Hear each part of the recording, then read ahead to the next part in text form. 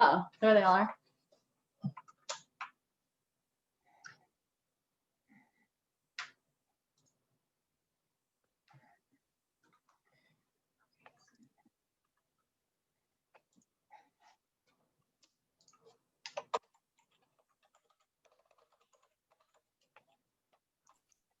Okay, now we're rocking and rolling. So Yes. I think Jasmine, you could help me by going through all these names that you see of participants. Jasmine, are you there? Can you hear me? Yeah, I can hear you. Okay, and then on our spreadsheet, the one that's labeled correct list, you'll see that on the far left, there's a column that says present. Mm-hmm. If you can go through, just like start at the top and start going through these and marking people's acres as present if they are,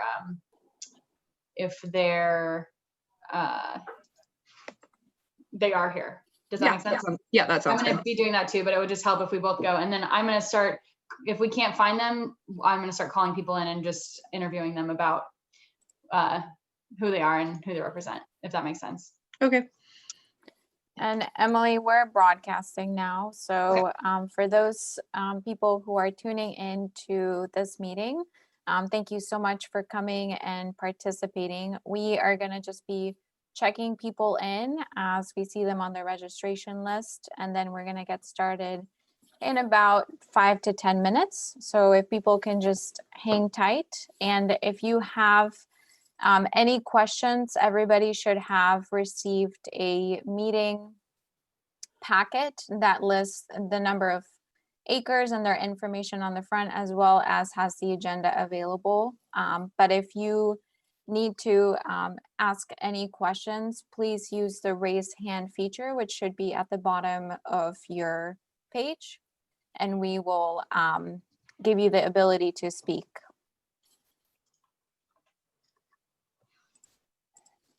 Okay, I see a couple.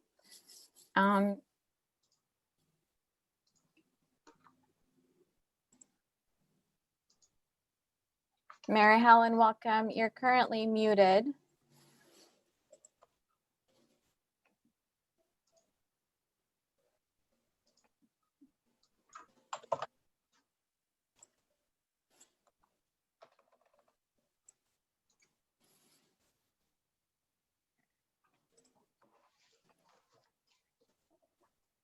It does. Okay, now I see the little microphone. Okay, I'm just going to mute myself, but I didn't.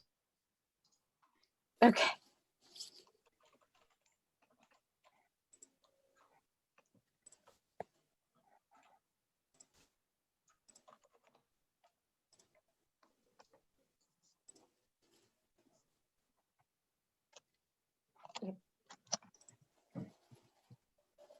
Okay, and I have Jason, you had your hand raised. Oh, yeah, I just didn't know if I was logged in under my name or my child's name, so. Okay, we see you as, we see you as Jason. Okay, great, thank you. Great, of course.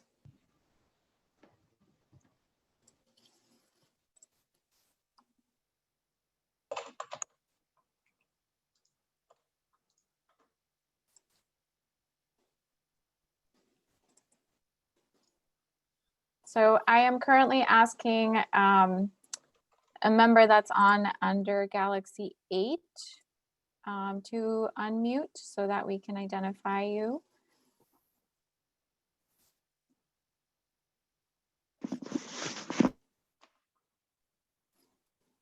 We can hear you now. Could you please share your name with us? Oh.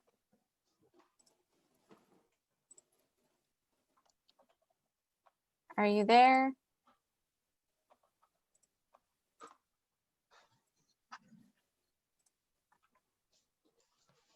Okay, I'm going to mute you and maybe bring you back on.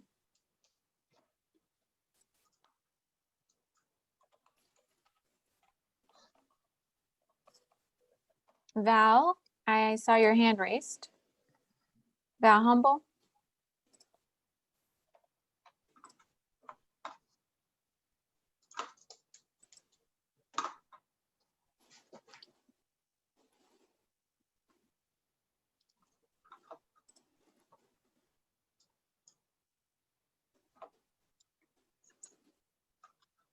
Val, I currently have you unmuted.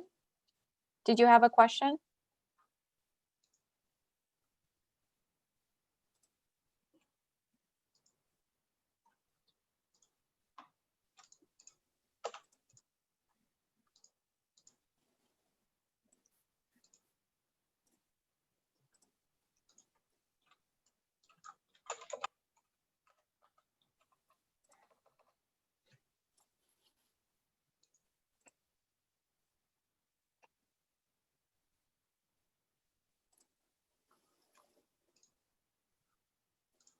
So Mary Helen, I saw your hand was raised and I'm asking you to unmute. You're currently muted.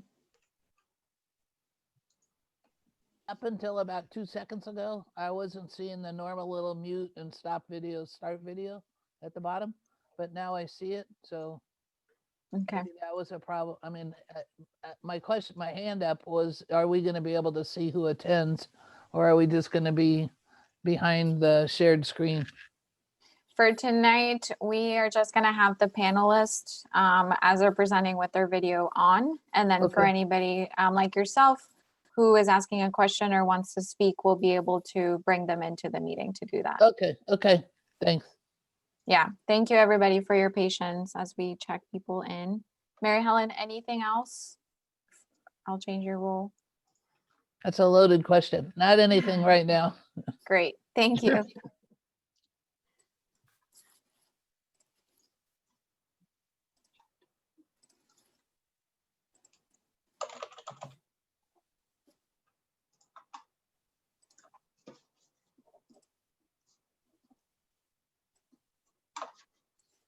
And Val, I saw your hand was raised. So I've just asked to unmute. If you have any questions, please unmute yourself.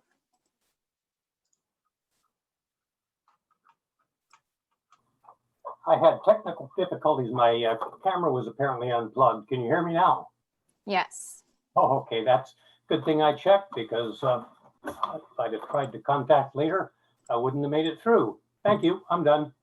Okay, thank you. There is one thing. Did you get my acreage is increased to the 1.5 acres instead of the 1 acre that was originally listed? Okay, I see Emily nodding. Thank you. Mhm. Bye.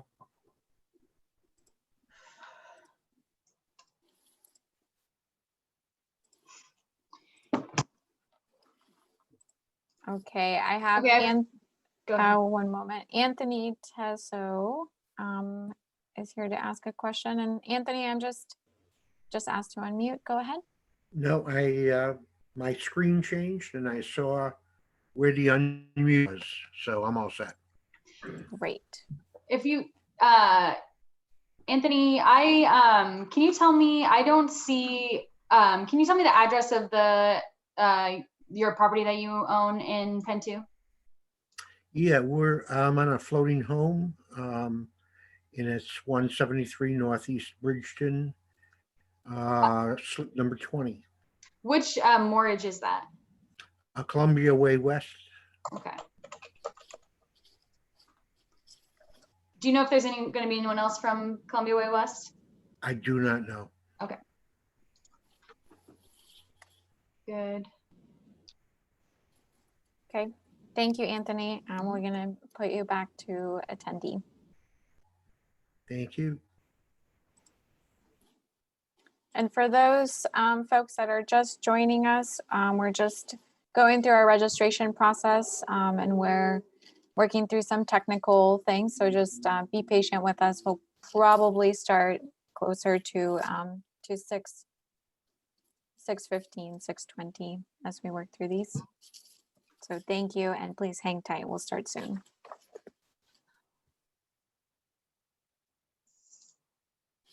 So Ann Howell, I unmuted you. Can you tell me even just the street address or like the street number of the property that you own in PEN2?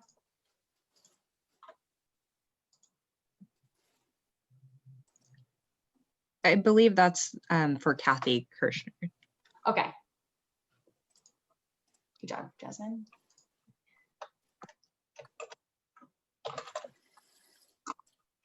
And Emily, we're having, so I think folks are are being unable to mute themselves, so we just need to promote Mute them to them. panelists Okay, and have them speak. got it. I'm just gonna go and start going through the list and doing that, and I might need your help on demoting people. Sounds good. All right, Brian, August, I wanted to ask you that same question. Can you tell me the, at least just like the street number of the property that you are representing?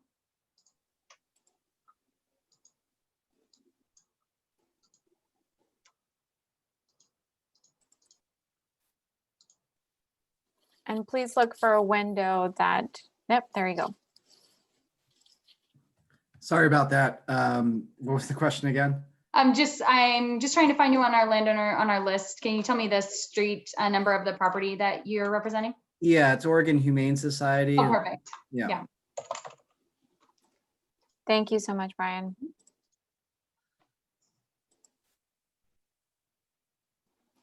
And just as we're going through, we just have a couple more people to go through. I just want to remind folks that this is a process originally designed in 1917 in order to hold our annual landowner meetings. And so we're working with the 1917 process in 2020 online. So bear with us.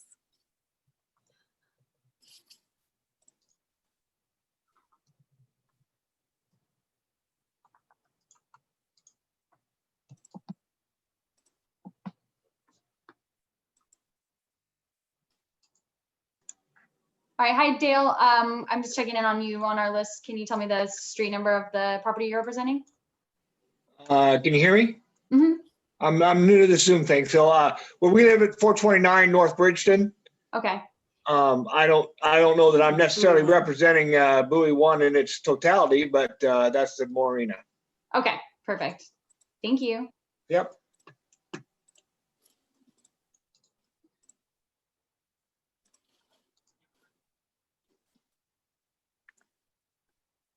And Jason Hole, I just saw your name. We do have you down as John, so thank you. Just confirming that.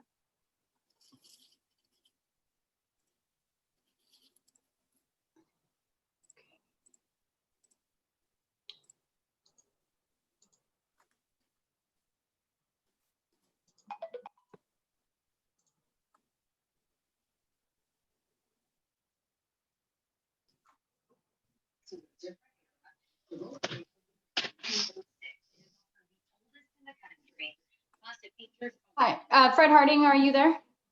Yes, Hi, I'm just checking in on the list. Can you tell me the address of the, or this, at least the street number of the property you're representing? 331 Northeast Bridgeton Road, Uh-huh. slip number 9 on a floating home. Okay, and is that Bridgeton Mortgage? No, it's just, I don't know, it's probably McCuddy's is probably more what you're thinking of, because McCuddy owns the property. Okay, got it. Perfect, thank you. Okay.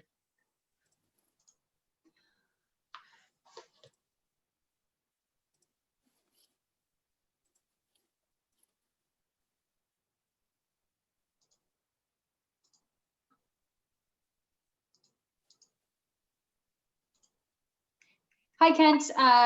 Can you tell me the street number of the address you're representing? Yeah, hi, 535 Northeast Bridgeton. Is that a floating home as well? It's Floating Home Mortgage, LJS Holdings. Okay.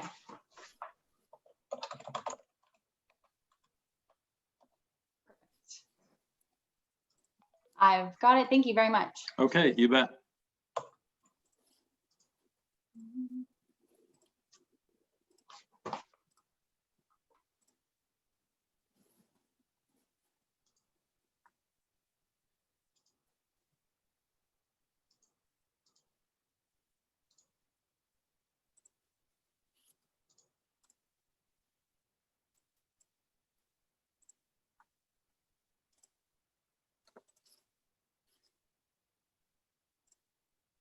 So last one here, Mark Lucht. Hi. Can you tell me the address you're representing?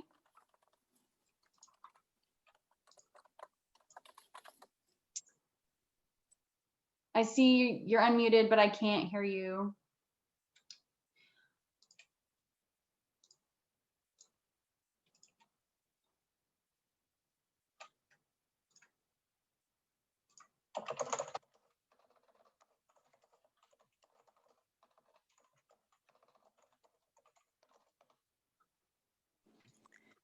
Did you get my address, Kathy Kirschner? I did. Yes, thank you. Okay, thank you. Okay, that's everyone else on the list I recognize. So we could, Mark, I've got that. Perfect. Thank you. So I think we could go ahead and get started. Great. Yeah, why don't you just jump into the Zoom stuff? Yeah, thank you. All right, thank you everybody for your patience. We are gonna go ahead and get started. My name is Karen Carrillo and I am the Public Affairs and Community Relations Manager for MCDD. Very grateful for all of you joining us today and participating in the management of the flood risk reduction system that we service for your properties. So for tonight, we're going to do quick Zoom instructions. And we ask for everybody's patience as we try to find the best way to move through this in a way that is going to work for everybody. We will go through and call the meeting to order and do a quorum report. And depending on the quorum that we have for this evening, we'll be able to move forward with the Board of Supervisor elections and the approval of the 2019 meeting minutes. If we do not meet quorum, we will have to skip those and then we'll move straight into the staff presentations. For tonight, we have a couple of staff members joining us who will share information about finances for the district, an update on the U.S. Army Corps of Engineers feasibility study, an update on our operations and projects, and then the Urban Flood Safety Water Quality District will be the closing presentation. And then we'll have about 30 minutes for questions and new business at the end and adjourning at 8 p.m. A couple of reminders for asking questions. So we are today in a webinar setting, which means that all of the panelists that you currently see either on video or blank screens with their names are going to be presenting or supporting the meeting tonight.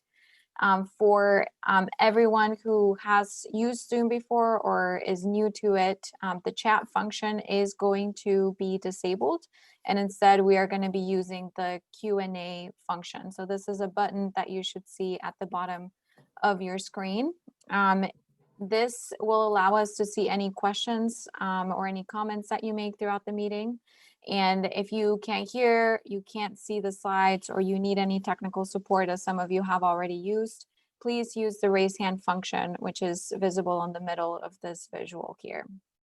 As far as the questions, I'm going to read any relevant questions from the chat between speakers. So if there's any clarification needs in regards to what's being presented, but if there are other questions that I think will require a longer response, I will go ahead and save those for the new business and questions section at the end of the meeting. If we're unable to get to any of the questions this evening, we will be following up with a recording of the meeting and a response in written form for anything that we can't get to. As far as making announcements, we know the annual landowner meeting is an important time for landowners in the district to make announcements. And so we will make those available at the end of the meeting. Simply raise your hand, as I mentioned before, and then you will be asked to unmute your microphone and make any announcements that you'd like to with the rest of the meeting attendees. So for now, please help us just stay on time and enjoy the presentations. And I am going to go ahead and pass this over to Emily Stump. Perfect. So welcome everyone. My name is Emily Stumpf. I'm the Policy and Administration Manager for the drainage districts. As Kevin mentioned earlier, these landowner meetings are part of the process that was designed when the drainage districts were established over 100 years ago. And so we've been trying to not only work this into kind of like our modern times, but then now being pushed into working this into a virtual format. We just really appreciate your patience on all of that. Part of the requirements of the landowner meetings is that a quorum of the acreage is represented for us to hold an official meeting. And so unfortunately, there are, it looks like right now we have 323 acres represented. We would need closer to 500 to hold an official meeting. And so we won't be able to do a couple of things tonight, and those include the board elections and the approval of the previous meeting minutes. So we'll be going ahead and taking care of that stuff hopefully at next year's meeting, but we'll move forward with all the presentations as planned. So as Keta mentioned, this meeting is being recorded. You should just all be aware of that. And I think I'd just like to call on the board members and have them introduce themselves briefly, just so in case anyone isn't familiar with them. And we could start with Val Humble.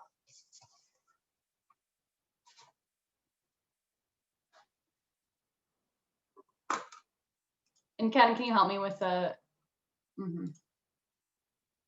Yes. Hello, this is Val Humble. Looks like I have a video option too, huh? Yes, Val Humble, PEN2 board president. Perfect. Karen Myers. Karen Myers here, but I think I'm muted. We can hear you. Oh, good. Well, I'm here. Perfect. What did you want me to explain myself, who I am? No, yeah, just say hi. I guess just identify yourself for the other people in attendance. Yeah, explain yourself, Karen. Yeah. I can't do that. I'm sorry. It's been a busy day. Lived in the neighborhood for 20 years. Love it here. Love the diversity of East Columbia. Enjoy being on the board, trying to protect our properties from floating away. And glad we're having this meeting tonight. Perfect. Thank you. Mary Helen. I'm Mary Helen Kincaid. I've lived in East Columbia for 14 years and enjoy serving on this board. And like Karen said, my primary function on the board is to keep everybody dry and provide flood safety. Perfect. And then we have Leslie Sawyer. Hi, I'm trying to. Looks good. Okay. This is Leslie Sawyer. I live on a floating home on Bridgeton, and I'm happy to represent the Bridgeton neighborhood on the board. Wonderful. And then there is one open seat on the board now, and I can just go ahead and walk through. So as I mentioned, because we don't have quorum, we won't be able to hold an election tonight. But it is important that we fill those seats when we can. And so the process moving forward would be, if there is anyone that is interested in being on the board for PEN2, we just ask that you submit a letter to the board so that they can consider you for an appointment. They can appoint someone anytime when there's a vacancy in between landowner meetings. To be eligible to serve on the board, you need to own a piece of property or be designated as a representative of a landowner. And the terms on the board are 3 years, and this seat that is vacant currently has, like I said, it's would be up for election tonight, so that would be ending at the landowner meeting in 2023. I'm a good resource if you have questions about board membership or what it entails or the process for getting on the board. So you can certainly feel free to reach out to me if you're interested or know someone else who might be interested in running for the board. I think that's all for me. Before we get into staff reports, there's several staff here. I guess I would, Peggy, did you want to introduce yourself at the top of the meeting? Sure. I'm Peggy Yates. I'm the executive director of PEN2 and it is my job and all of staff to keep your properties dry and keep us all safe. And I truly appreciate the dedication of our board members and truly appreciate the landowners participating in this. This is, as Emily stated, this is a 1917 process, and we are applying 2021 technology in a very difficult time of COVID. I'm very glad you took the time to participate. So thank you. Thank you, Peggy. Emily, before we get started, we have two quick logistical questions. Eric Molander has asked if we received the proxy for Columbia Edgewater. Yes, we did. Mhm.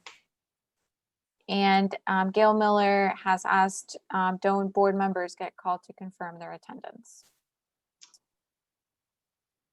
And this is not, we're not able to have an official meeting at this time. And so we just asked the board members to introduce themselves. Yeah. Sorry, what is the question? Why don't Oh. board members get called to confirm their attendance? Like the regular meetings? Let me, I can bring Gail to clarify. Sure. Before we get started. 1 minute.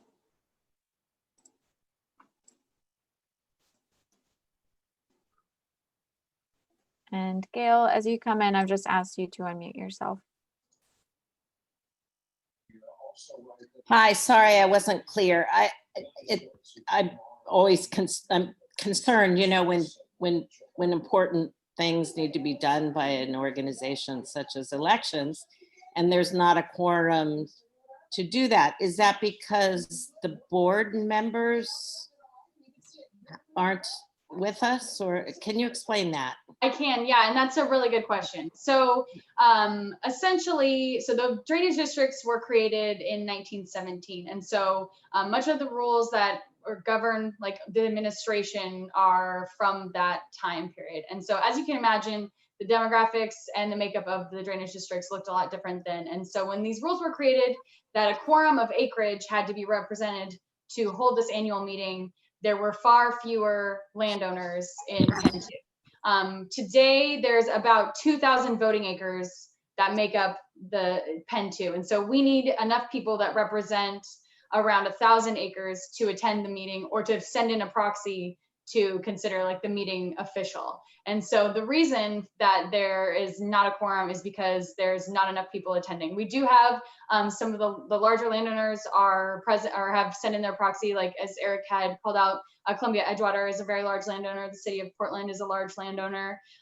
There's a handful of others, but most landowners in the district own 1 acre or less. And so it's simply just a real uphill battle for staff to get enough landowners in attendance or to send in their proxies to represent half of the acreage. It's truly just an outdated system that was created in a completely different context. And I know Peggy will be talking later about the work that we're doing to modernize some of those rules, but it doesn't have to do with the board members necessarily at all. It has to do with like the number of landowners that attend these meetings and how many acres they represent. And we work very hard, and obviously this year we had some additional challenges on the kind of outreach we can do. The last couple of years we actually have like gone out and done some canvassing to let people know about the meetings. Having them online offers some advantages and disadvantages, but it's simply like a matter of attendance. Thank you so much. This Val Humble, I raised my hand because before you got to the point that the quorum needed for meetings by with directors present is an executive or board meeting, and this is the meeting of all the landowners, so it's a different quorum. All of the existing directors are present, and if this were a meeting of the board, we would have a quorum and conduct business, but it's not a meeting of the board. It's a meeting of all the landowners. Thank you so much, Val, for that clarification. I am going to go ahead and move us forward and get started with some of our staff presentations. So I will hand it over to Janet for the district financial update. Hi, my name is Janet Olson. I'm the MCDD Finance Manager. I'm going to present the financial update. The last audited review that we had was ending in June of 2019. The audited financial report was completed by James Marta and Company, and they used the accrual method in accordance with all GAAP standards. The district received a clean financial audit free of any material misstatements, which is exactly what we want to have. If you'd like to obtain a copy of the district's financial audit, you can either contact myself at our at my email address, or you can visit the document library on our website and you can download it from there. That's about it. Thank you. Thank you, Janet. And we are going to move to our next presenter for a district operations update. Kevin? Hi, I'm Kevin Severson. I manage the engineering team at MCDD. I'll take you through some of our work in the district and PEN2 over this last year. Go to our active projects, please, Kata.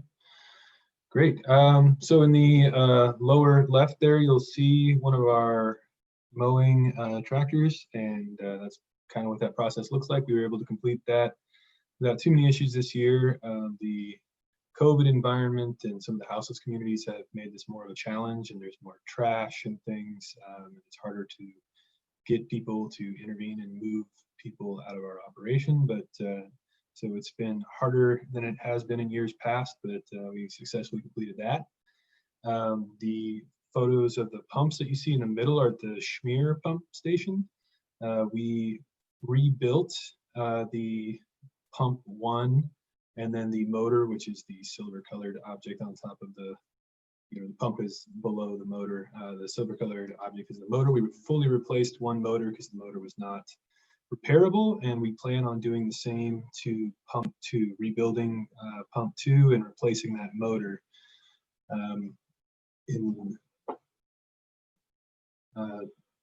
Sorry, you got a disruptive text.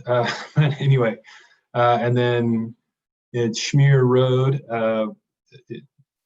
those are, I'm sorry, at the Schmier pump station, and then at the 13th Avenue pump station, the one that you can see that's graffitied there over on the lower left, that is the 13th Avenue discharge, and that discharge line is currently under contract with Parametrics, and they are evaluating options. We have, particularly in the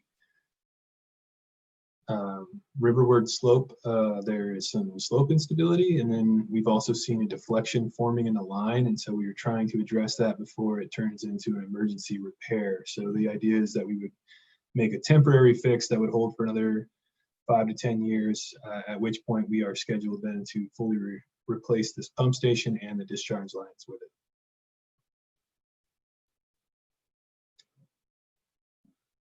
In our development review program, we've had a number of development reviews in PEN2. Probably of particular interest, if you look in the area to the lower left there, the Portland Meadows development, that's going to be a Prologis commercial industrial use facility. They're in the process of getting all of their permits in place, I think, to continue with that work. That's been going well. And then also in the area where the Bar None auction site used to be, to the southwest, the lowest corner down there, that is also a Prologis development, and they are in the process of submitting that for a 408 determination with the Corps of Engineers. So they'll just need to make sure that their developments don't negatively impact our relief wells and our levee embankment that we have in that area. If you go to the northwest corner, there's the Pier 99 development, and that is a septic tank that was removed without any approval from us. And then there is also a line that they put up a fence in that area. So we've struggled with that developer a little bit. We're working with them to have the work that they're performing properly reviewed by us and the Corps of Engineers. They are now complying well, and I think we're on track to complete all of that work eventually over the next year. There's some other developments, along the Bridgeton neighborhood. Most of them are pretty minor, natural gas regulator replacement. It's minor excavations into the levee system that we need to have the Corps review and approve, and just make sure they don't impact any of our interests or any of our operations either.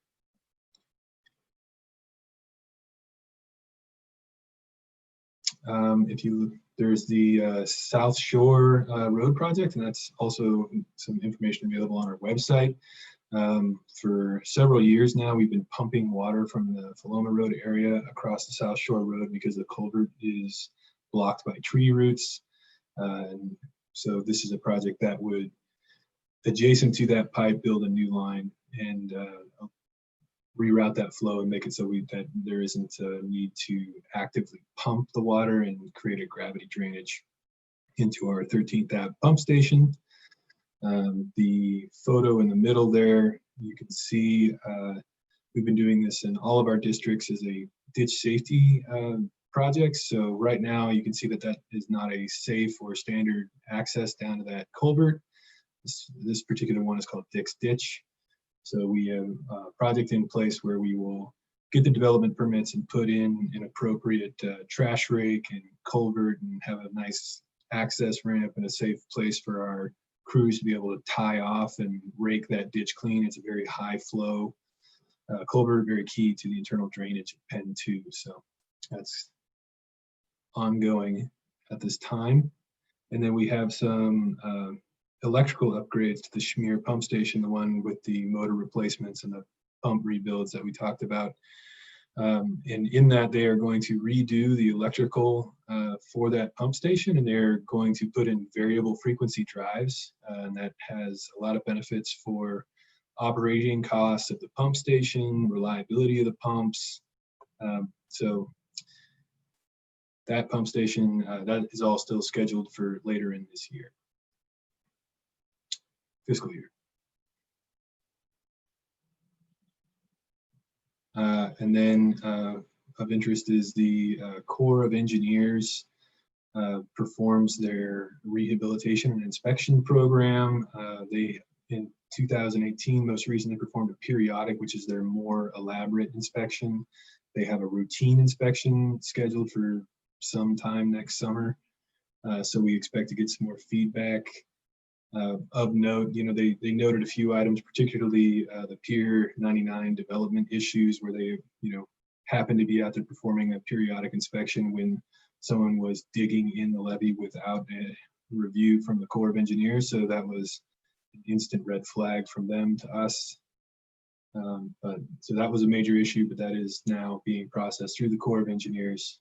So I think we've taken care of that. So not anticipating much. I think they may ask us to look for more tow drains along that Columbia Slough segment of PEN2 and verify and clean any potential tow drains that we can find along that area. There's a little bit of a unknown there with some of the engineering records, and some, there was a lot of engineering planned to be performed in PEN2 in the 50s and 60s, and then it wasn't quite clear how many of those projects were actually built.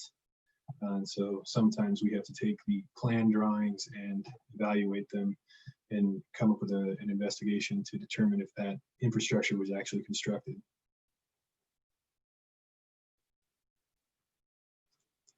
And then also in this last year, we performed a cleaning of the relief wells that are located in the southwest corner of the PEN2 district, near that Bar None auction site, and also near our Schmear Road pump station.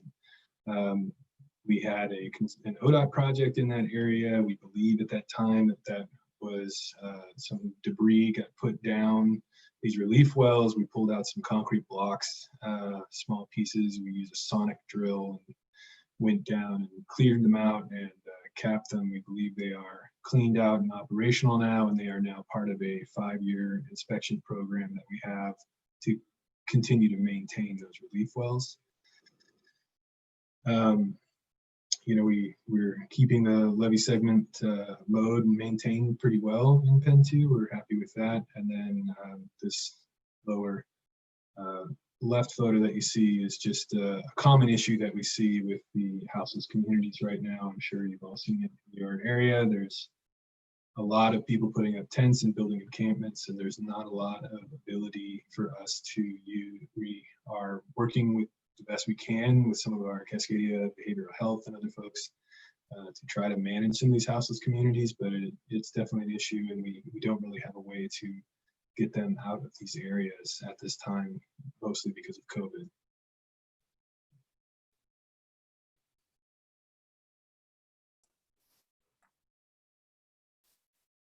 Thank you, Kevin. So I do want to bring up one question from Gail Miller, asking what is a relief well? Excellent question. A relief well, you can see in that image there, the way that taps down into the foundation soils of that underlie the actual levee embankment itself. It's there to tap these excessive groundwater pressures. So in the past, after the levees were constructed during high water events, the Corps noted that there would be areas where they would see boils, but not necessarily boils, meaning water coming up out of the ground and appearing to potentially transport sediment with it. And that can create failures of the levee system. If you have enough water flowing through to actually start transporting soil, it can erode the levee system and lead to a breach.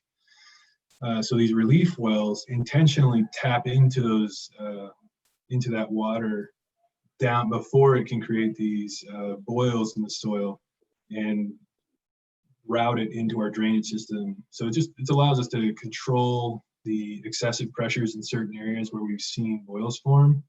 And then, you know, the trade-off is you have to deal with a little more water, but you're managing it in the way that you'd like to. Thank you, Kevin. And Gail, we've brought you, I just want to make sure that it's clear. Sorry, yeah, that's clear. Thank you. I just have a question. How many of these relief wells are there along PEN2? There are 5. There's 2 that are in the area. You can see them in that southwest corner that I described. They're surrounded by bollards, and there's metal cap on them. I don't have any actual photos of them with me, but there's 2 that you can see that they actually stand above ground. And then there are 3 others that were actually built to help protect the original location of the Schmear pump station. That pump station has since been relocated further back on the north side of Schmear Road. But we still maintain those. There's 3 relief wells in that area. We still maintain them because they could potentially provide some benefit. Thank you, Kevin, and thank you, Gail, for your question. I do see 2 additional questions from Tom Hickey and Eric Molander. We do have those. We're going to save those for the end. I just want to acknowledge that we've seen them. And thank you so much, Kevin. I am going to move forward and pass it over to Colin Rowan for the Army Corps feasibility study update. Thanks, Cotton. Hi, I'm Colin Rowan. I'm a Deputy Director at MCDD, and I run our Levee Ready Columbia program and lead the staff at MCDD that's been working on the feasibility study. Wish that we were together at Portland Yacht Club, both to see and chat with all of you, but also I really enjoy the soft cookies that they have there. So hopefully we'll be doing that next year. So today I'm just going to give a quick overview or review of what all is happening with the Army Corps of Engineers feasibility study, provide a little bit of an update from the presentation last year. I think many of you may have attended last Wednesday night. There was a presentation, a community update provided by MCDD staff and the Army Corps of Engineers.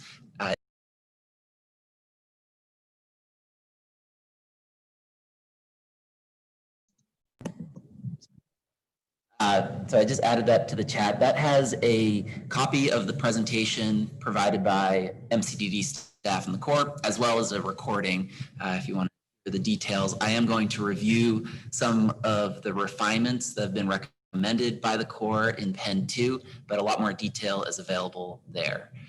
So next slide, please, Cotton. Just wanted to quickly give a review for anyone who either wasn't able to attend on Wednesday night or is saying, what is the feasibility study?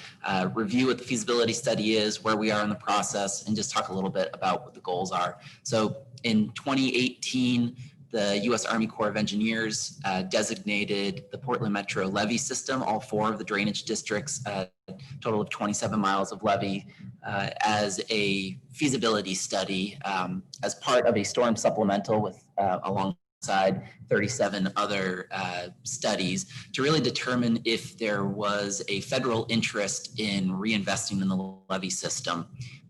In the 1930s and 1940s, the Army Corps of Engineers came in and federally authorized the levees and rebuilt many of them into actual engineered levees. And so PEN2 at that time became the local sponsor of the levee system. The Corps has come in the 1950s after the Vanport flood, which also, in addition to flooding the city of Vanport and PEN1, it also breached and flooded PEN2 as well as MCDD. So 3 out of 4 of the districts flooded at that time. The Corps came in and made reinvested in the system at that time, again in the 1970s, and again after the 1996 flood. So this is a study to see if there is interest at the federal level of putting in all of U.S. taxpayers' dollars into the system because of what assets lie behind the levees.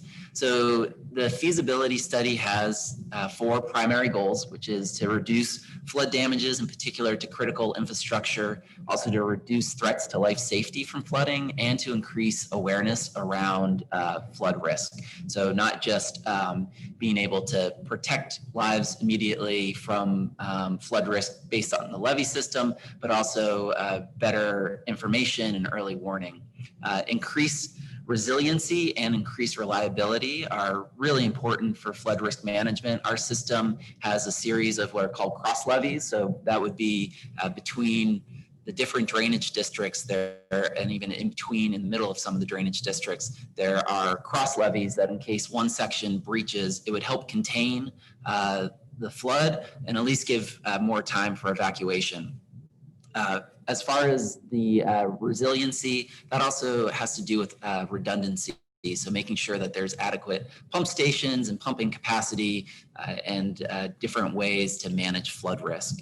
And that graphic down at the bottom, flood risk, you'll hear me say that a number of times. This is just a visual way of describing flood risk, but flood risk is really the probability, what the likelihood of a flood happening is, multiplied by what those consequences are.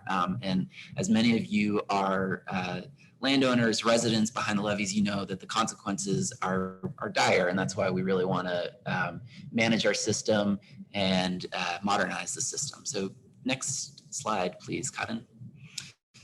So this is a complicated slide, and there's some good explanations in our in the presentation that happened on October 28th to kind of get into the weeds on how this process works and where we go from here. But I just wanted to spend a couple minutes letting you know we're in year 2, basically starting year 3 of a 3-year study.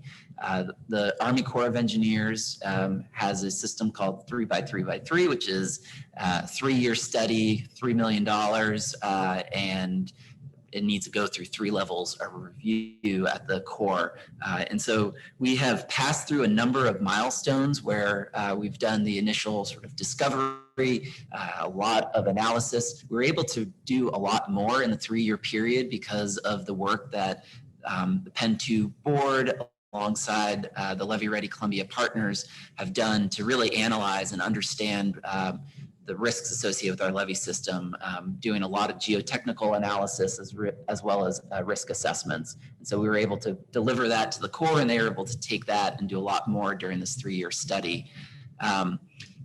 Many of you may have taken a look or participated in open houses at our tentatively selected plan milestone, which was that really that concurrent review in January of this current year, 2020, where a lot of great comments were provided, especially Bridgeton and along Marine Drive in East Columbia neighborhood. And the Corps really heard those comments and concerns, as well as concerns heard around natural resources, and then overall, hazardous materials and other concerns that were raised. And they took those concerns as well as what they heard from different levels of review throughout the Corps, and they did refinements to what had been proposed or what was first brought out to the public January of this year. And so really that's where we are right now. We're in this refinement or optimization area of our feasibility study. I'm going to, in a minute, I'm just going to go through what some of those recommended refinements are. The next stages are that the study will be transmitted to Washington, D.C. after the Drainage District Boards support or basically provide letters of support that supporting that the Corps submit this study.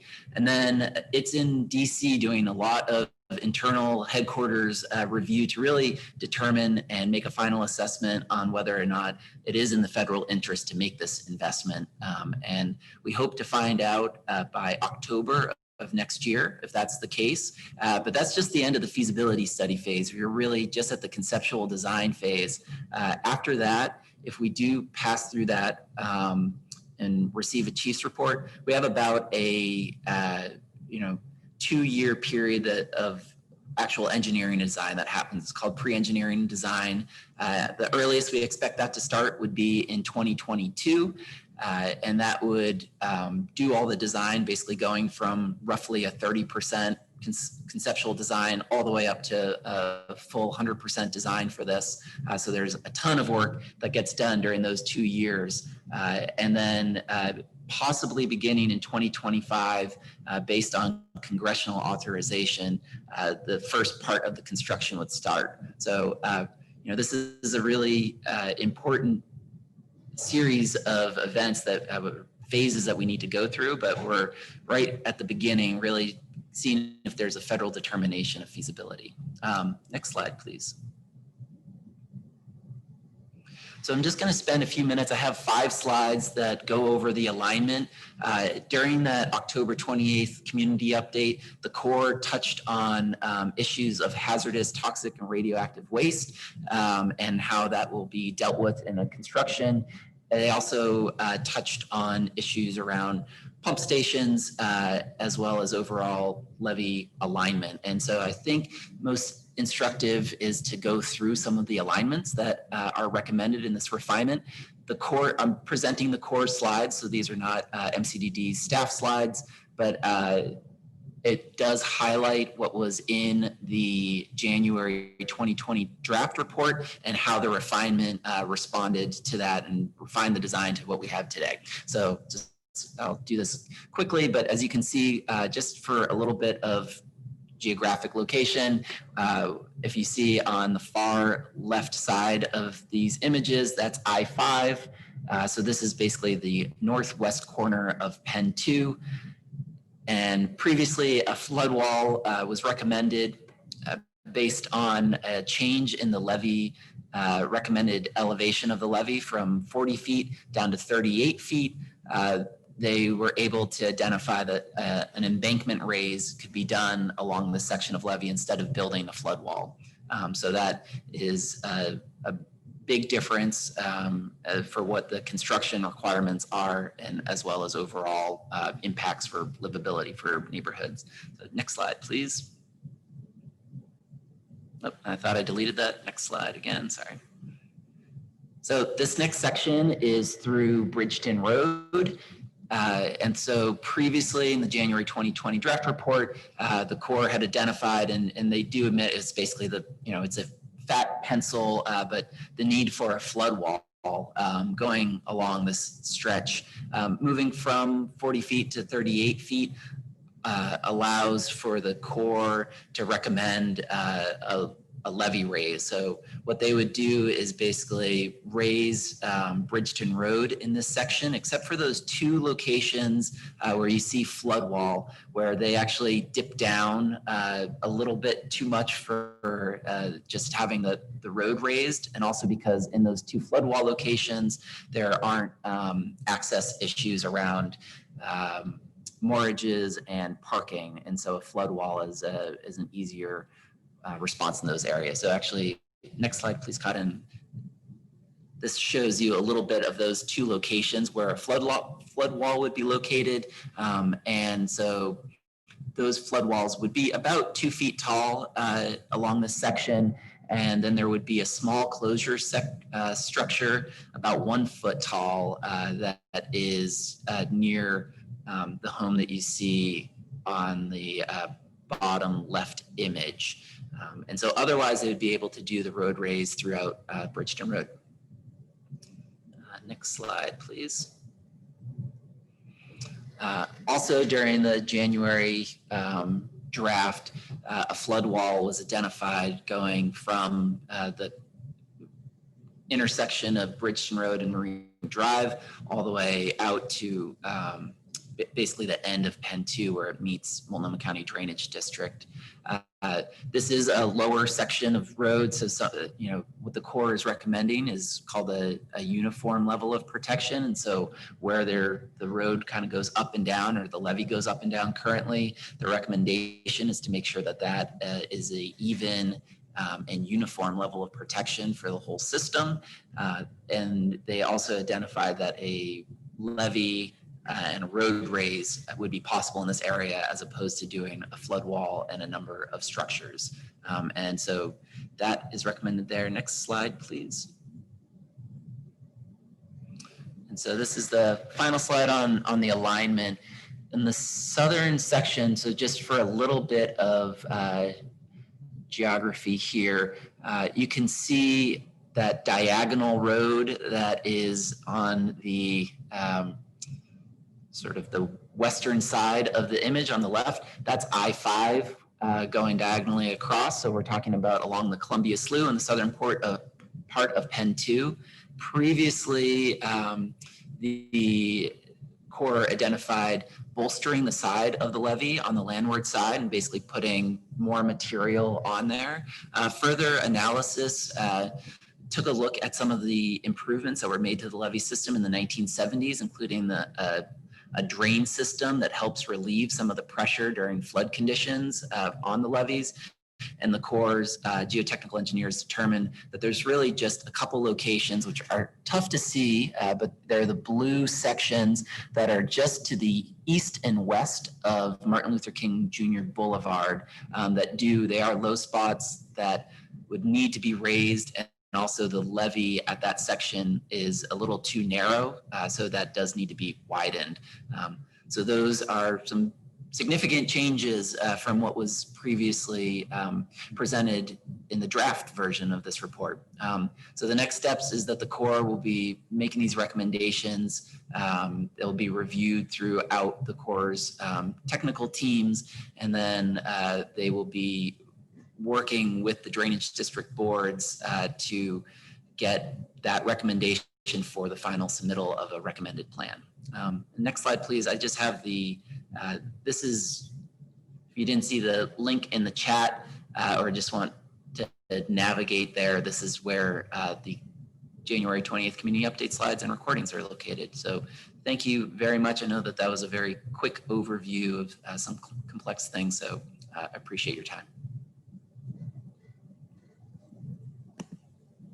Thank you, Colin. And I see a couple of questions that have popped up that we will also save when we move to questions and new business. One question I wanted to address from Eric Molander. He asked, the Prology's development at Portland Meadows increased the number of impermeable acres. What impact will it have on the Schmier Road pump station? Will we have to increase the pump station capacity to handle the extra flow of water?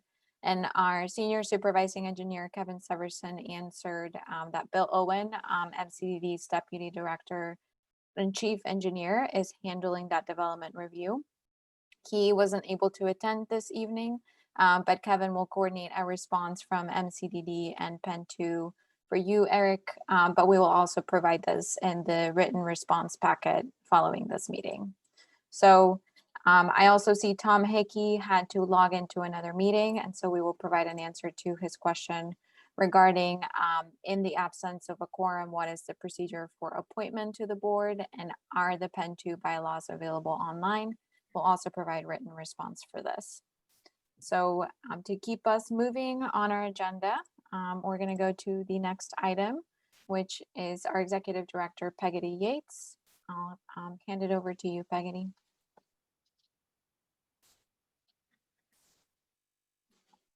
Thank you, Karen. I appreciate it. And as you see, there has been any grass that has grown up under our feet has been mowed over the last year.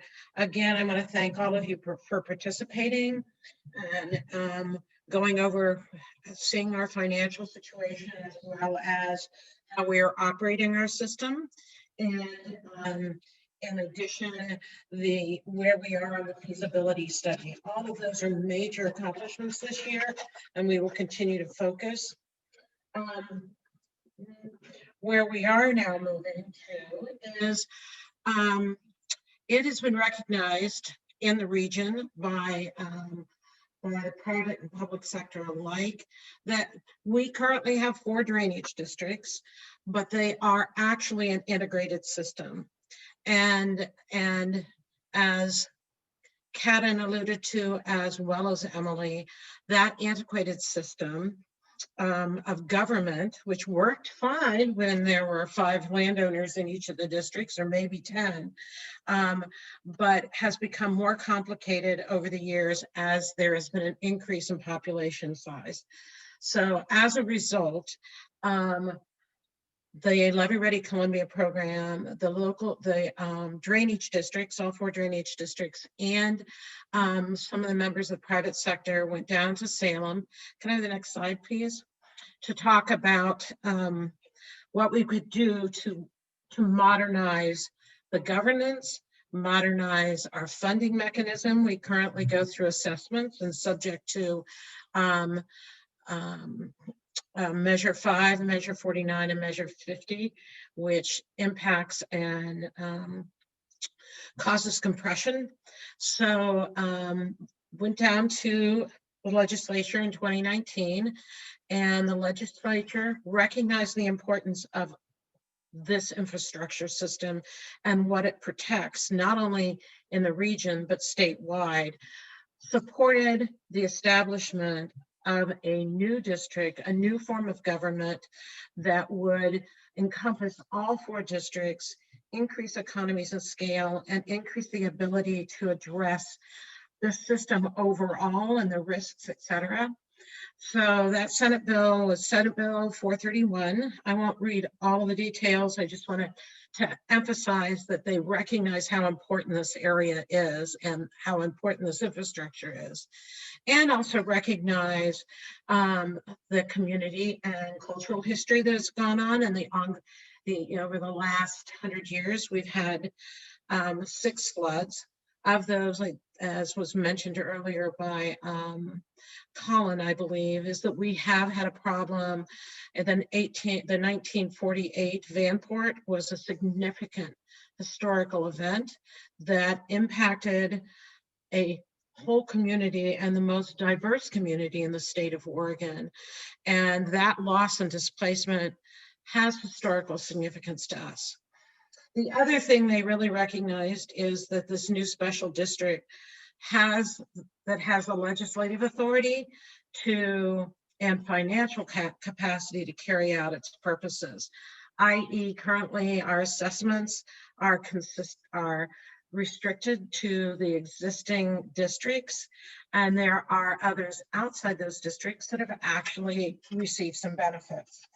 So we are so this new district was formed and set up in May of this year, and board members are established. Can we go to the next slide, please? That district, I wanted to kind of explain the difference as we talked about this new district. It has the same responsibilities as the current districts do as far as flood risk management, protecting people and property, and being able to respond to emergency situations in the community. On the other side of that has been that this new urban flood safety water quality district, don't try and say it 3 times in a row, it has a more expanded mission that starts to look at how to contribute to improved water quality, fish and wildlife habitat, floodplain restoration, and land resilience. Also to focus on recognizing the impact of climate change and being able to adapt to that. Also to promote equity and social justice in that new government, and to provide the public with information on our cultural history and the territory of the managed floodplain. Next page, please. Next slide. When we talk about the transition, as I said, we currently are made up of, you are PEN2, but this is a system of PEN1, PEN2, MCDD, and SDIC, and you see those district boundaries. And then in blue, kind of a light blue and gray, is that watershed boundary. And that there are individuals within that watershed boundary that are receiving benefits from the system and are currently not being charged. The only people that are charged are within the districts themselves. And this new statute, the Senate Bill 431, is also known as ORS 550, has expanded the overall boundaries of the system to include all the urban growth everything within the urban growth boundary in Multnomah County. When you've done that, it provides an ability to collect revenue from individuals that have not historically been collected from. In addition, the legislation has provided other ways to fund this outside of assessments. They can do assessments. We can also do utility rates. We could do, we can form LIDs. We can go out with general obligation bonds. There's much more in our toolbox of ways to support and modernize the system. Next slide, please. Just wanted to tell you a little bit about the organizational structure. The Drainage District Board membership, as we're talking about today, is based on the elected by landowners by acreage within each of the districts, as we have our board members now. The Urban Flood Safety Water Quality District, which is there's two steps in that process. There's the initial board, which was formed in May of this year, and it has 13 elected members representing the drainage districts, the cities within the area, the Port of Portland, Metro, and Multnomah County. It also, so there's 13 of them, and then there's 5 governor appointees to represent residents, business, nonprofits, our environmental justice, and our environmental conservation representative. Ultimately, which I'll talk about in a minute, is that we will be eventually forming a permanent board once this initial board meets its obligation, which is to help set up this new government and set up an equitable funding process that allows to support this new district. Then when that is achieved, then there is an opportunity, there'll be a permanent board that will actually be consisted of 5 elected members within the managed floodplain, or either residents or business owners, and 1 resident within the urban growth boundary of Multnomah County. And then it still will consist of 4 governor appointees. Next slide, please. And this is just to kind of pull some of what we've talked about to get together. I try to put together a timeline, recognizing that timelines can shift and move, but wanted to kind of get people grounded. We've talked about, we've got the years across the top. We've got 3 different activities on the left-hand side with PEN2 and what's going on with that over the years. We have that initial Urban Flood Safety Water Quality District, which is really takes 2. And then with what Colin talked about with the Army Corps of Engineers work. So we can kind of see how things come together. we do not anticipate that the permanent Urban Flood Safety Water Quality District Board will be, we anticipate 2025.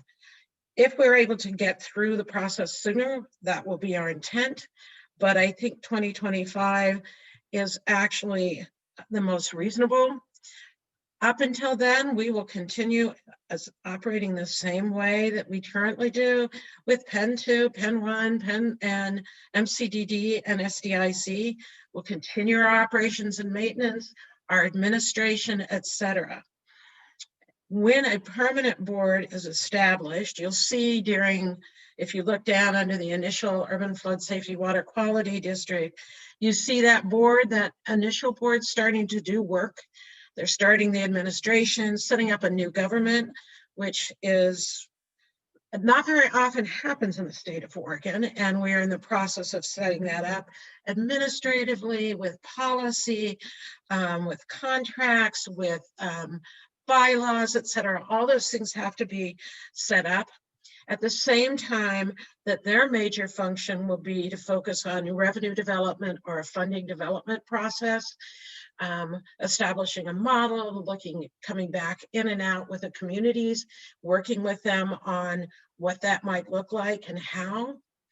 Once that is in place, it's anticipated that they may begin to start collecting some revenues at this, but there will never be a double dip. So don't ever think there'll be a double dip. They start the revenues with a new district and close down the assessment process. But if the permanent board is elected in 2025, they will then call, it's their role to call for the dissolution of the existing districts. As you see on your PEN2, that orange line, that second orange line. And that each districts have up to a year to go through that process. They may already be ready. We're working with each of the districts now on that process. So then the final piece that I don't want to forget, because it's a major overlay, is the Corps of Engineers and the work we're doing with them now. As you see in 2020, in October of 2021, we anticipate are looking forward to the chief's report and being in there. And if that happens, then we will be working very hard with our congressional delegation, et cetera, on getting, and with the Corps, on getting funding for PED, which is the pre-engineering and design that Colin mentioned. And then we will look at the new district setup, an ability to potentially seek funding in the region to fund our 35% of the cost of the overall construction that the Corps has identified. And then just, starting construction in 2025. And I've completed my presentation. If there's any questions, please feel free to do so. Thank you, Peggy. So we are moving into our questions and new business portion of this evening. Because we were unable to meet quorum and hold elections, we are ahead of schedule for about 15 minutes. So can definitely answer any questions that come up. I wanted to first start by addressing some of the responses that staff have provided to questions. The first came from Tom Hickey and may be of interest for others in this meeting. His question was, in the absence of a quorum, what is the procedure for appointment to the board? Are there PEN2 bylaws available online? So Emily Stumpf, our policy and administrator manager, responded and said that our vacant seats can be filled by appointment from the PEN2 board. So if anybody is interested in seeking an appointment, we encourage you to submit a letter of interest to the board. The board can consider the appointment at an upcoming meeting, and their next meeting is going to take place on November 19th at 11 a.m. This is also available on the MCDD website, but please don't hesitate to reach out to Emily directly if you have any questions. As far as the second question regarding bylaws, the PEN2 district is governed under Oregon Statute ORS 547, which establishes authority and outlines the requirements for board membership and annual meetings. The district does not have bylaws outside of the direction provided in that statute. And I see hands raised. I'm going to jump to one more response and then begin bringing people in. I just encourage those who have any announcements or who have any questions to please use the raise your hand function so we can bring you into the meeting to speak. The second question came from Gail Miller. The question was, who funds the levee project and if the Army Corps of Engineers declines federal support? This was responded by Colin Rowan, our LRC program director and MCDD deputy director. And his response was that if the Corps doesn't find federal interest, we will have moved our overall understanding of our system forward a great deal. We'll get all the analysis and identified projects, and we will work with the drainage district boards and the new district to identify a capital funding strategy. We will keep our regional partners and the state engaged and continue advocating for federal support, ! Moving forward, I'm going to bring in, I see one hand raised from Mary Helen Kincaid. I will go ahead and bring you forward. Mary Helen. Okay, my comment was to the board. I can't see all the people that are attending, but I'm really glad that there's interest in the board. But I wanted to make a statement because when I joined the board 2 years ago, I had a long conversation with Reed Wagner, the then director, and we spoke about equity and representation. Karen Myers, a fellow board supervisor, spoke to the diversity of East Columbia.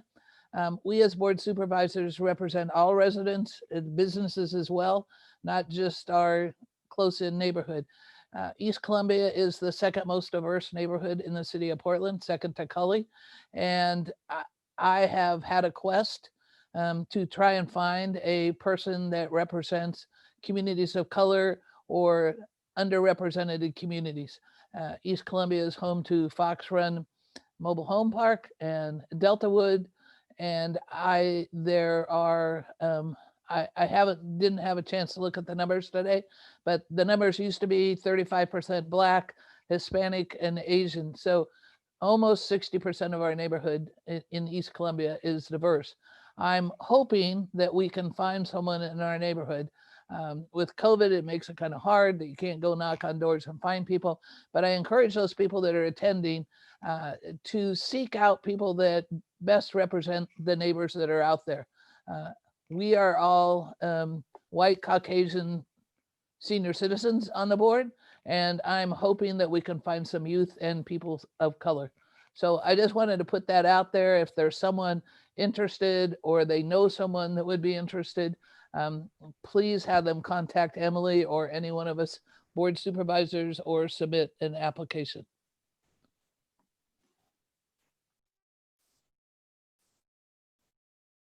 Great, thank you so much, Mary Helen. And I just want to move through one other question that we saw here in the chat from Dale Tonagol. I apologize if I mispronounce your name. It happens to me all the time. If there is both a road level change and a wall, would that leave the road length with hills and valleys and no longer level? And I believe this is in regard to the proposed alignments from the feasibility study. Colin Rowan also responded to this. Currently, Bridgeton Road undulates, quote, the uniform level of protection identified by the Army Corps of Engineers as a preferred plan will remove those undulations.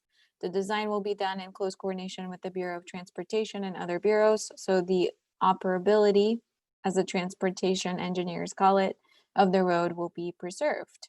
I am actually going to bring Dale in to make sure that we've answered your question. So Dale, you should be on, and I've just asked you to unmute. Okay, I think I'm here.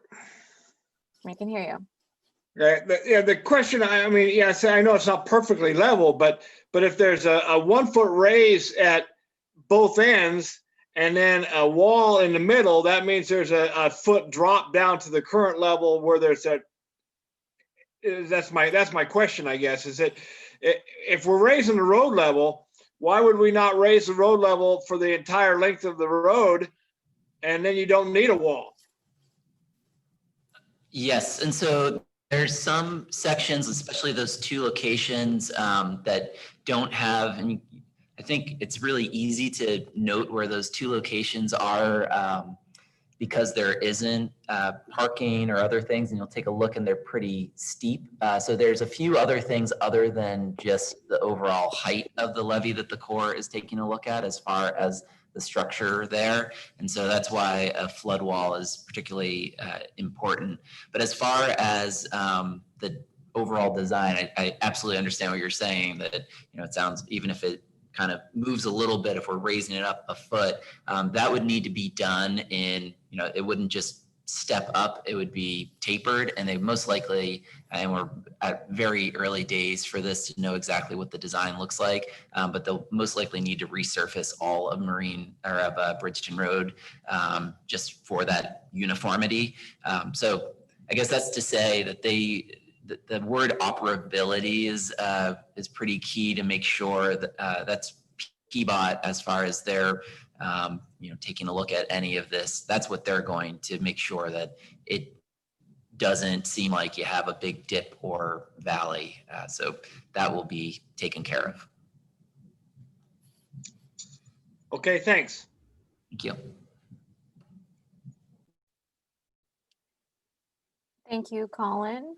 And I'm going to pass it over to Emily to respond to Jason's question. Yeah, I saw in the chat, Jason asked about the time commitment for board members. So as I mentioned earlier, the board members serve 3-year terms. And then as far as kind of like a monthly basis, the board meetings are every month, and it's usually between 2 and 4 hours. Occasionally there's 2 meetings per month. And then the preparation for the materials, I would say probably depending on their subcommittees that, so there's more that you can engage in, or kind of the bare minimum, those meetings are like, it's around 2 or 4 hours of meetings per month. And I don't know if any of the board members could speak to kind of anything outside of that, but I would anticipate it's probably up to about 6 hours a month of time commitment. This is Val Humble. I would agree that that's about right.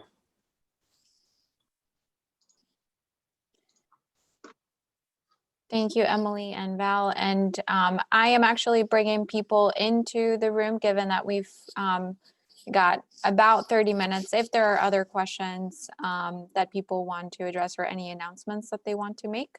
So everybody should be seeing a notification of being promoted to panelist. And feel free to unmute yourself and speak if you have anything, any updates or questions.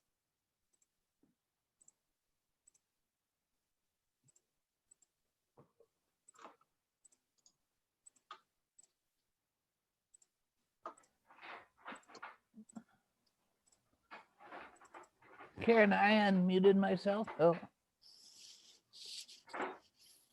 Yes, we can hear you. Okay. This is just people that don't know me, but sort of a goofy question. Jason Honnell, are you relatives with Jerry Honnell and Honnell Tree Services, or? Yeah, Jerry's my uncle. Okay. And, yeah, Chad, my cousin, runs the Honnell Tree Service. Yeah, well, why I was interested is there's also, I identified a need. We used to have someone from the Bureau of Environmental Services who could speak to environmental concerns, tree canopy, all those kinds of things. So that was what fueled my interest. But Okay. Okay, thanks. Thank you.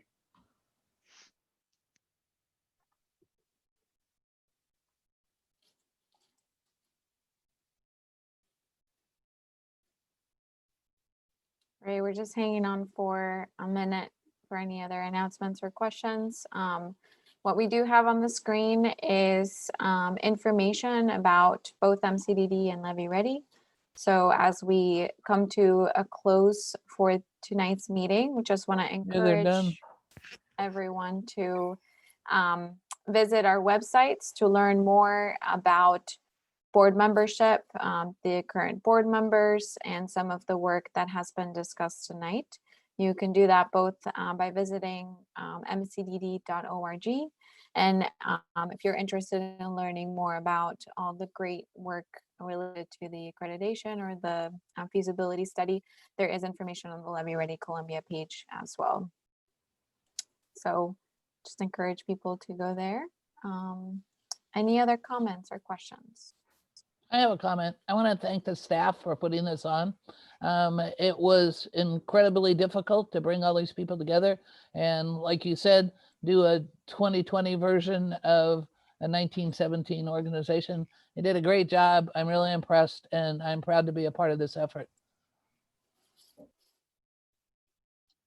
Thank you, Mary Helen. We appreciate that.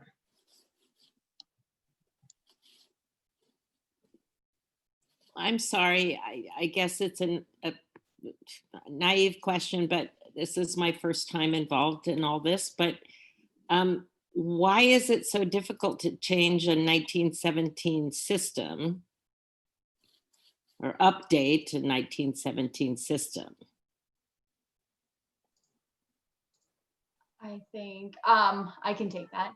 So really, it's in the process of being changed. The drainage districts are kind of it's a special district, and so they're created kind of with one single purpose in mind.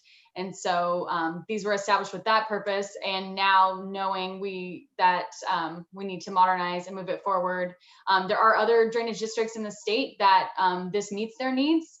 We're very unique being in the Portland metropolitan area, the number of landowners, the type of properties that we're serving. And so we're moving into a new type of district that will better serve like specifically the needs of this community, while like in more rural areas, like the type of special district, these procedures still feel right for them. And so that's the process that we're doing right now with transitioning into that urban flood safety and water quality district. Thank you. Mm-hmm. This is Jason Honnell. I have one other question. A couple of years ago, I think at some kind of community event, there was a MCDD had a booth set up.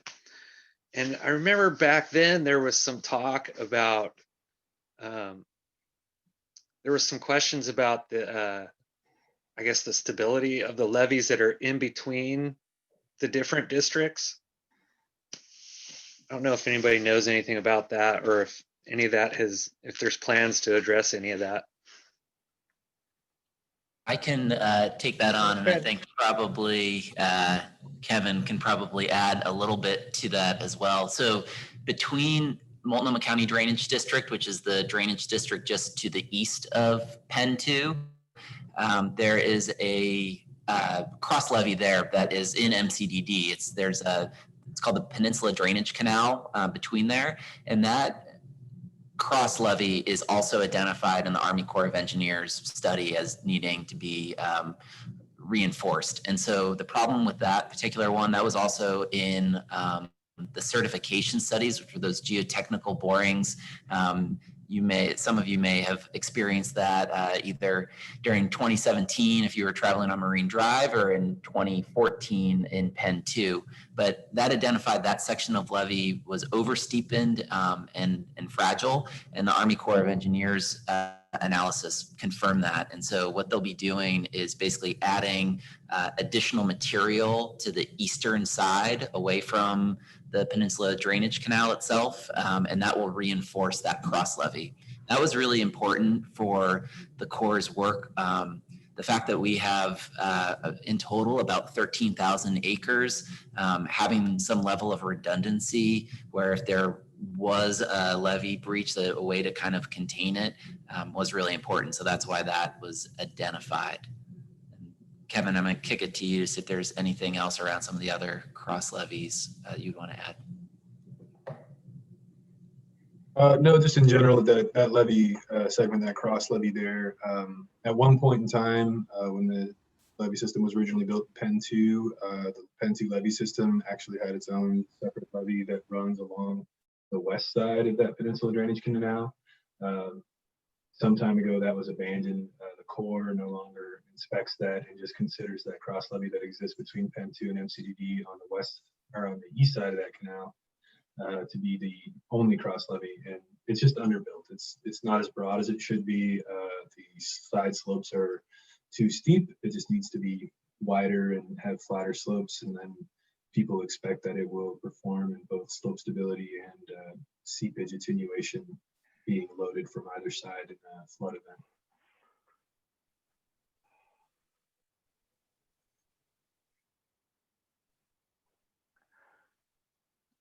Karin, if I could have a moment with the group here. Am I unmuted? Nope, we hear you, Eric. Perfect. So my name is Eric Molander.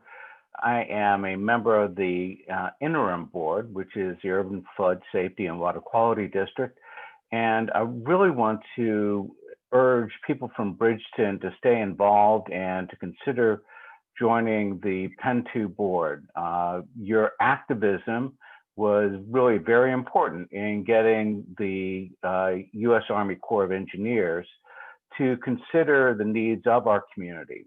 And that is really very, very effective. So if you're interested in it, please contact Emily or Val or any member, or Leslie Sawyer, any member of the current board, and raise your hand. And it's really our civic responsibility to serve on these boards. So I would appreciate it if people here in Bridgeton would speak up and become active in PEN2.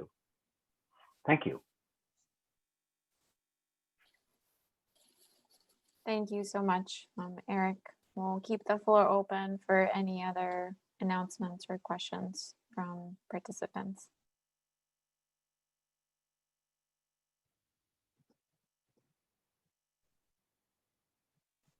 Okay.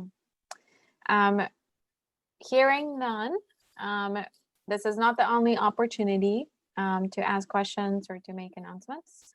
MCDD staff and board members and PEN2 board members and board of supervisors are available to answer your questions, to address your concerns.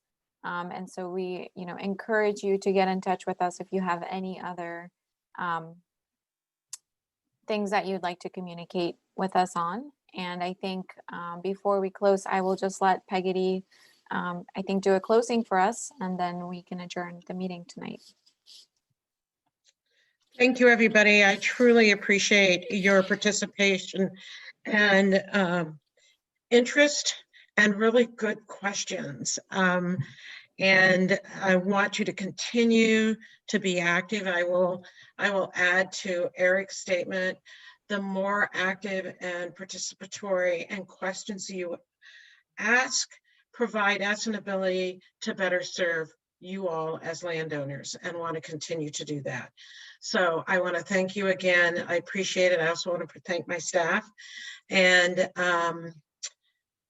now we're heading into the high water season. So it's going to be another fun 6 to 8 months. So thank you so much for being here. And thank you, board members. I truly appreciate each and every one of you. I know you dedicate a lot of time to this, and we appreciate your interest and participation.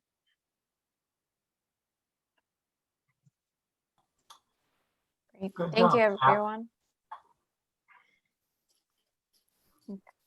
Some staff will stay on here until folks leave if there's any final questions, but otherwise, thank you.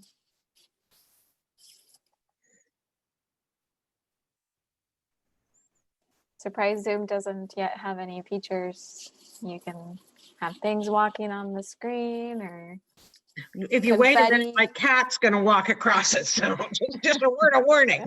I'm at the office, so there might be a nutria. Yes. Yep. I guess there is a reaction. No, we can't do reactions. Never mind.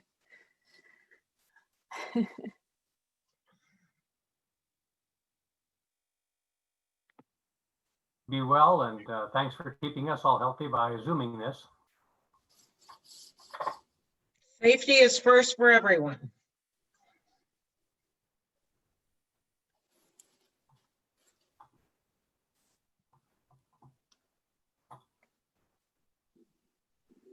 And it is possible that some people may just have their screens open. So hearing no questions, I'm going to go ahead and end the meeting for everybody. Thank you so much, everyone. Have a good night. Thank you, Karen. Yeah, nice job, Ken. You all.